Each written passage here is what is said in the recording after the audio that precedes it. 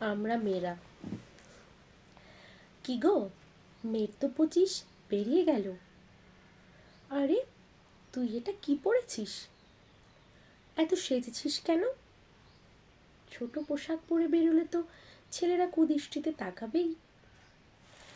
সন্ধ্যে 6টার পর মেয়েদের বাড়ির বাইরে থাকা যাবে না। এই শোনো, এত রাত করে মেয়ে যেন অফিস থেকে না ফেরে। মেয়েদের এত জোরে জোরে হাসাহাসি করা মোটেও ভালো নয়। মেয়েটা ওই ছেলেটার সঙ্গে এত হেসে হেসে কথা বলছে, তার মানে নিশ্চয়ই মেয়েটার চরিত্র খারাপ। কি ভাবছেন আপনারা যে আমি এগুলো কি বলছি? এটাই আমাদের মেয়েদের জীবনের একটি চরম বাস্তব। এই কথাগুলো শুধুমাত্র একটি মেয়েই পারে আরেকটি মেয়েকে শোনাতে। আমি কিন্তু এই চক্রবহুর বাইরে একদমই নই। আমি ওই নারী সমাজের মধ্যেই পড়ি। ঠিক একইভাবে যদি একজন নারী তার ছেলেকে এই আচার আচরণ শিক্ষা দীক্ষাগুলো ছোটবেলা থেকে শেখান, তাহলে হয়তো আমরা মেয়েরা সুরক্ষিত থাকব। তাহলে হয়তো আমাদের মেয়েদেরকে এই কথাগুলো শুনতে হবে না, যেগুলো আমি একটু আগে বললাম। প্রত্যেক বাড়িতে যদি ছোট থেকে মেয়েকে যেভাবে আচার আচরণ শেখানো হয়, ঠিক তেমনভাবে যদি একটা ছেলেকে শেখানো যায়, তাহলে কোনো তিলোত্তমাকে ভয়ে কাটাতে হবে না।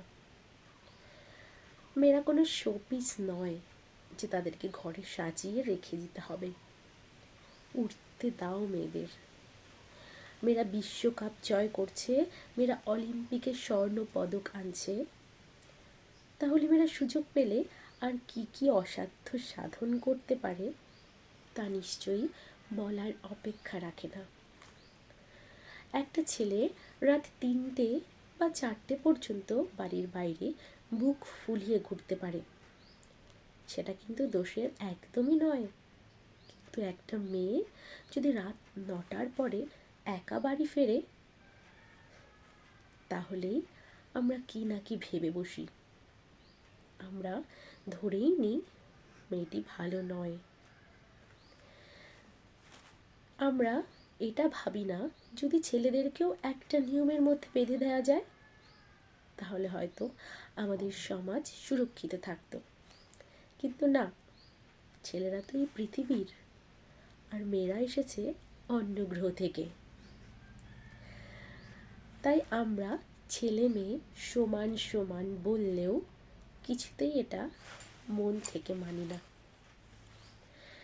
তাতে কোনো কিছু লাভ আছে বলে আমার তো মনে হয় না। কারণ দিন শেষে আমরা নিজের বিবেকের কাছেই দংশিত হই। তাই চলো আমরা সত্যি সুন্দর সমাজ করে তুলতে প্রতিজ্ঞাবদ্ধ হই, যেখানে আমরা মুখে না কাজে করে দেখাই যে ছেলে মেয়ে সত্যি সমান সমান। দুজনেই এই সমাজের খোলা আকাশে ডানা মেলে ওড়ার অধিকার রাখে, সব ভয়কে দূরে সরিয়ে। নমস্কার।